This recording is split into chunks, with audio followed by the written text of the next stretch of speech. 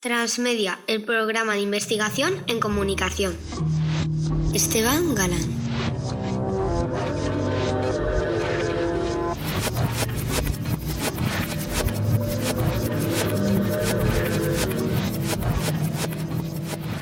Decía el cineasta neoyorquino que le interesa el futuro porque es el lugar donde va a pasar el resto de su vida. Nuestro invitado es presente, es futuro, pero sobre todo es cine.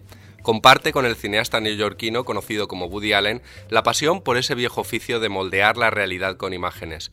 Tenemos frente a nosotros a un graduado en comunicación audiovisual por la Universitat Jaume I de Castelló, máster en postproducción digital por la Universitat Politécnica de Valencia y que pese a su insultante juventud ya ha sido productor y director de diversas producciones cinematográficas, entre las que destaca el cortometraje El lugar, que en 2016 presentó como productor al premio Spasat 4K en el Festival de San Sebastián, donde obtuvo el premio del jurado.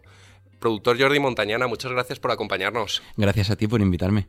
Usted, pese a su juventud, ha participado ya en unos cuantos rodajes. ¿Cómo es un rodaje? ¿Tiene el punto de aventura, de bohemia, que muchos de nuestros pabellones auditivos, digamos, tendrán esa imagen? Yo creo que un rodaje es algo mágico.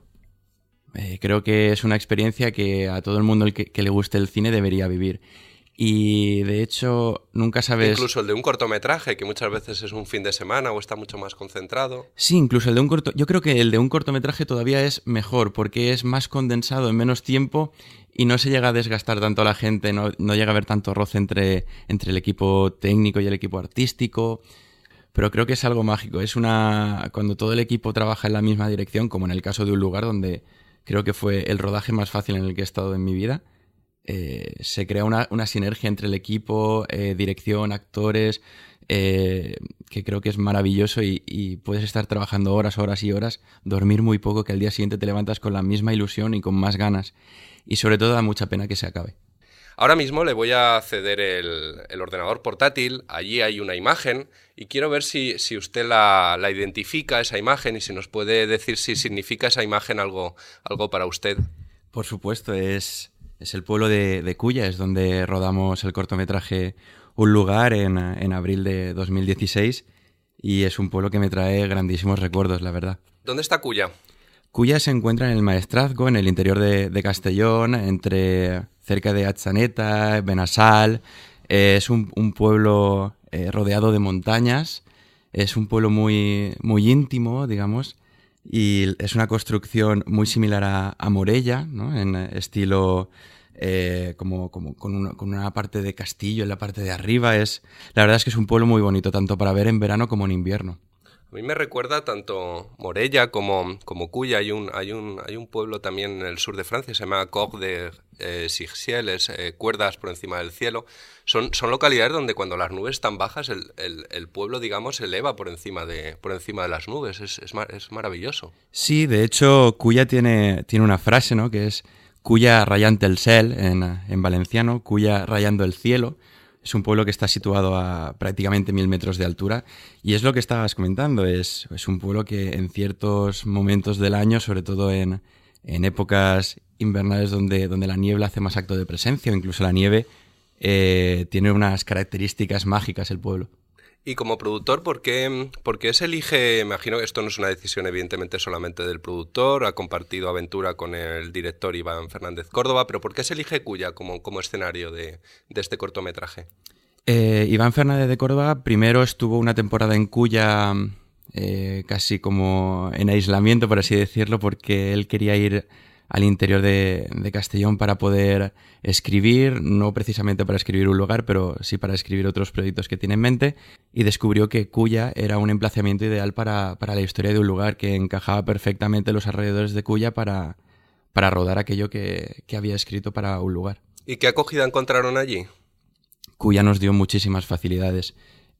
Aparte de que era un escenario perfecto, tanto el ayuntamiento como el pueblo en sí se volcó con la idea de poder tener a un grupo de audiovisual que pudiera trabajar y pudiera mostrar las maravillas del Maestrazgo.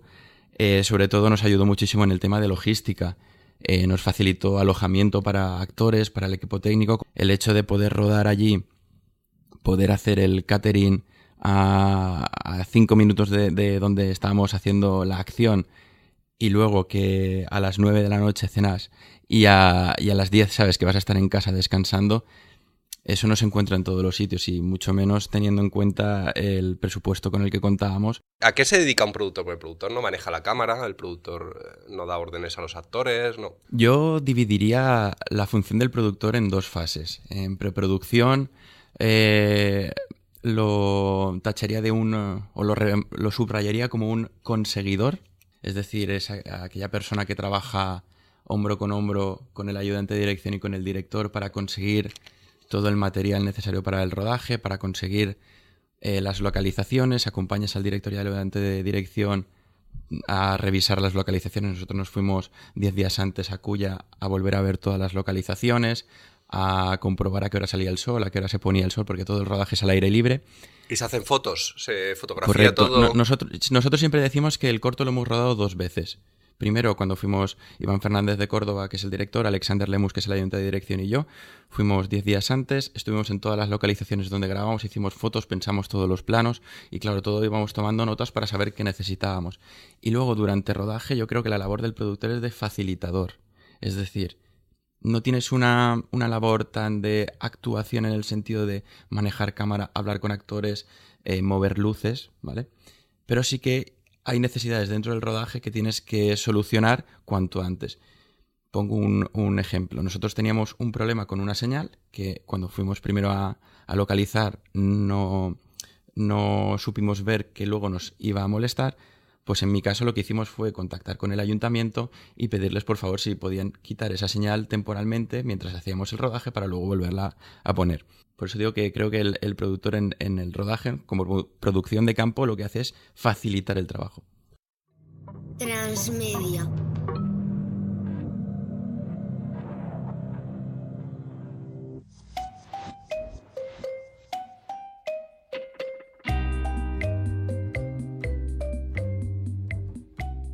Estamos conversando con el productor Jordi Montañana. Nos habla en este caso del último cortometraje titulado El lugar, que ha viajado por muchos festivales. Sí, la verdad es que es increíble la acogida que está teniendo. Así como dato, aparte de España, pues ha viajado a Inglaterra, Italia, Alemania, Polonia, ha estado en varios países de África como Marruecos, incluso Uganda, y ha llegado hasta Corea. Ahora que no nos escucha nadie, le voy a contar una anécdota. Un director de documentales nos hablaba de que en el recorrido por festivales pues había ido a Hollywood y allí, pues claro, en los cócteles llevaba la acreditación de filmmaker y pues actrices, representantes se le acercaban, digamos, de manera solícita, hasta en el momento en el que él decía que sí que era filmmaker, pero que él se dedicaba al documental y entonces, claro, huían todos y todas despavoridos. ¿Sucede esto cuando va usted a festivales? Es decir, usted lleva la acreditación de producer, de productor o de filmmaker y cuando ven que es la sección de cortometraje, digamos que se pierde un poco de glamour o también... Creo que el mundo del cortometraje es bastante más íntimo. Sobre todo, voy a poner un ejemplo. En Quart-Metrages, en Quart de Poblet, se hizo la gala, tuvimos la suerte de ganar el primer premio, pero luego te vas a un bar, haces una especie de pica-pica, donde está todo el mundo reunido y ahí todo el mundo es igual. Da igual que hayas ganado o que no, todo el mundo es igual, todo el mundo se interesa por tu trabajo, igual que tú te interesas por el del resto. Creo que es algo más transparente y menos interesado. Está hablando de los festivales como una ventana no solamente para distribuir el cortometraje, sino incluso para aprender y compartir experiencias. ¿Tiene algún otro tipo de ventana de difusión ahora mismo el cortometraje que no sea el festival? Bueno, aparte de festivales siempre pueden estar las plataformas de vídeo bajo demanda, como puede ser Netflix o Filmin. Sobre todo Filmin sí que apuesta bastante por lo que es el cortometraje español. De hecho, no hay más que ver que, por ejemplo, en Filmin está Timecode, que ya sabemos todos que es Timecode, cortometraje español ganador de la Palma de Oro, el segundo cineasta español que consigue la Palma de Oro, en este caso en cortometraje, después de Buñuel, lo cual son palabras mayores. Entonces, que haya ese tipo de ventanas de difusión, más allá de los festivales, le da una visibilidad extra al cortometraje, que yo creo que es el gran olvidado del cine. Está muy bien hacer largometrajes, los largometrajes salen en salas, pero a mí me gustaría, como espectador, que si yo voy a ver un largometraje, en vez de ponerme 15 minutos de publicidad, que me pusieran un cortometraje antes. Creo que sería mucho más enriquecedor. Incluso en museos, ha hablado usted de Buñuel, cuando uno va al Museo Reina Sofía, puede encontrar en Madrid, puede encontrar El perro andaluz. Y en muchos museos tal vez un cortometraje que puede durar 6, 7, 10, 12 minutos podría ser, pues uno pasa 10 minutos delante de un cuadro. Evidentemente, pues las pinacotecas, la pintura es un medio de expresión de primer orden, pero bueno, no lo es menos el cine. Podía formar parte de manera habitual de exposiciones temporales en museos y en...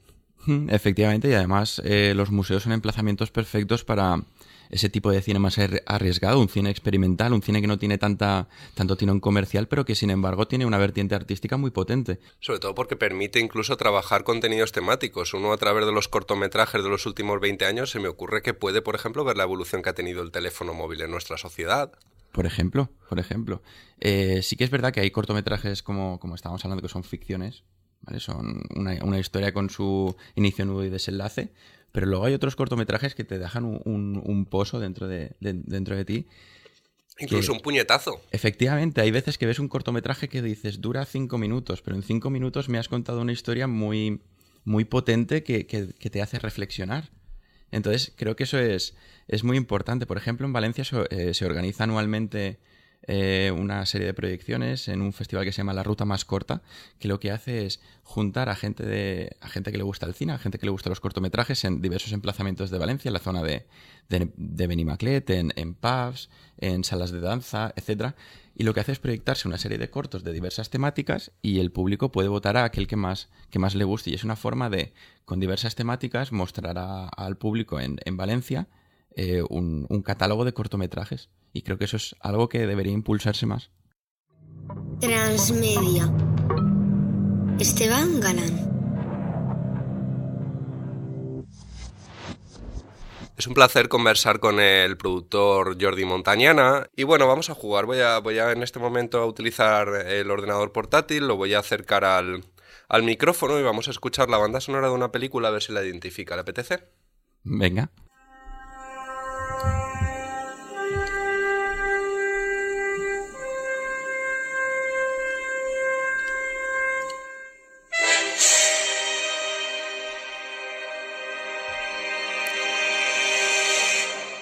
No sé si identifica las notas de esta película, si tienen algún significado para usted.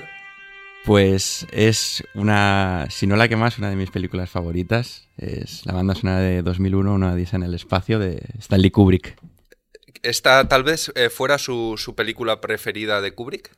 La verdad es que con Kubrick me pasa una cosa, y es que cada vez que veo una película de él me gusta más.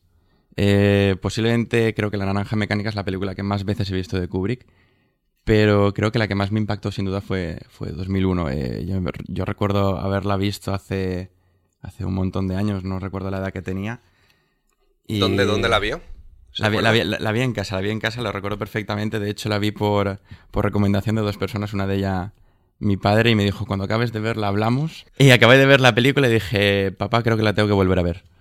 No sé si es que no la he entendido o es que me ha dejado tan atónito, sobre todo la escena después de ese tipo de viaje astral que tiene el protagonista. Luego aparece en su propia cama, se ve a sí mismo con una edad superior, luego se ve a sí mismo que muere. Luego, vamos, la primera vez que vi la película me quedé atónito. ¿Usted en qué año nació, si no es indiscreción? 1988. 1988, esta película, si no recuerdo mal, hablo de memoria, se estrena en el 68. Correcto, un año antes de que llegaran a la Luna, supuestamente. 20 años, digamos, una película. ¿Por qué conecta tan bien Kubrick con la generación actual? Porque creo que sus películas nunca pasan de moda. Y además, las películas de Kubrick todas están basadas en novelas. La literatura muchas veces es un medio que es atemporal. Tú ves el HAL 9000 y actualmente la domótica en las casas, los ordenadores que gestionan el hogar, es el ahora, ¿no? Por así decirlo. ¿El cine es fascinación? El cine es ilusión. Yo creo que el cine es ilusión. El día que dejemos de hacer cine es que hemos dejado de soñar. Entonces, ver cine sería una manera de recargar la batería de la ilusión. Es una forma de conocer historias y de evadirse de una realidad que puede que no te guste. ¿Y a usted le gusta su realidad? A mí me gusta actualmente mi realidad, pero también me gusta conocer otras realidades. ¿Y el cine le permite tal vez acceder a ellas? Por supuesto, de hecho, yo creo que el ser humano, entre comillas, es un poco masoca. Las cosas como son, porque si no, porque veríamos películas de terror. ¿Por qué queremos ver una película en la cual vamos a sufrir? También te pone... ¿Por qué nos identificamos con el asesino?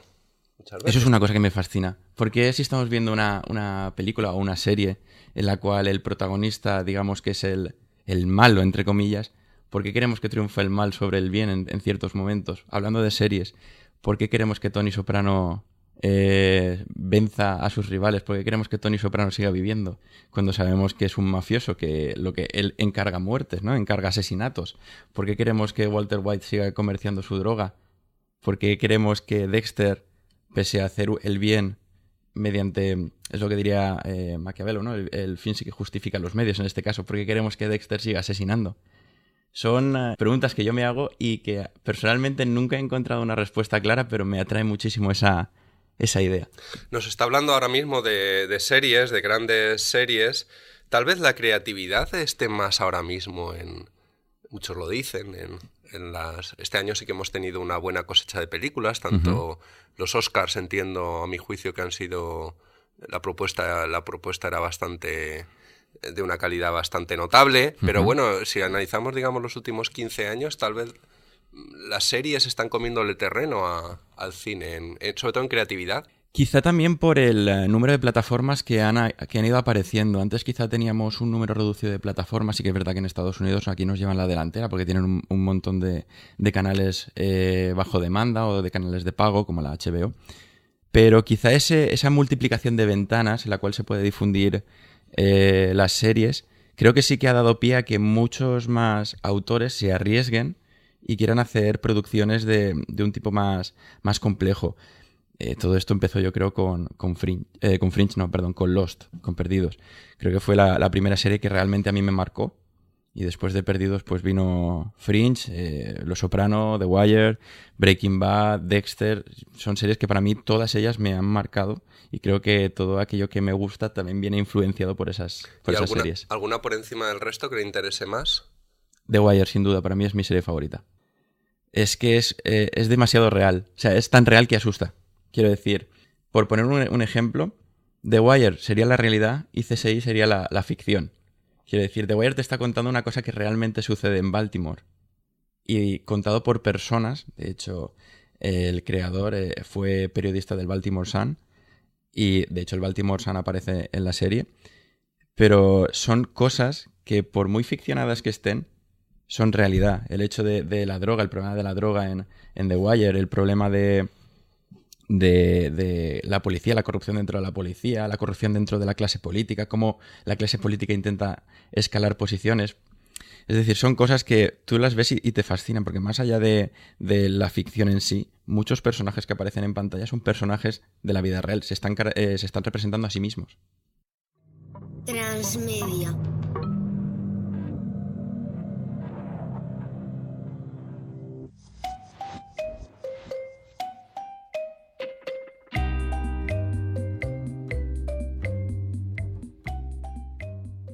Si tuviera que quedarse con una película de todas, o alguna película que le haya inspirado en algún momento, de Stanley Kubrick o de cualquier otro director, ¿cuál elegiría?